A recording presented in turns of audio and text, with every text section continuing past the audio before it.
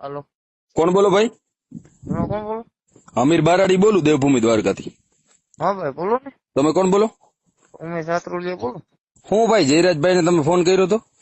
હા, હું ફોન કર્યો હતો? જયરાજભાઈ હુમલો શેના માટે કરાવડાવ્યો? તમારી પાસે કોઈ સબૂતી છે કે જયરાજ હા, હતા ફોન?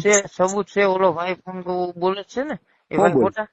એ ભાઈ ખોટા, નવનીતભાઈ જે બોલે એ ખોટા. હું સબૂત શું છે? હા, અને જયરાજે એને ફોન કરીને એવું નતું કીધું ભાઈ કે તારું ભાઈ મારે તને રૂબરૂ મળવું, એનો મતલબ શું થયો? એટલે એની આની જ હુમલો કરાવ્યો હોય? હા હા, એનું જ કરાવ્યું ને, તમને કહું. અને તમે જયરાજ ને ગાળું દીધી? હે, તમે જયરાજ હતા ને ગાળું દીધી?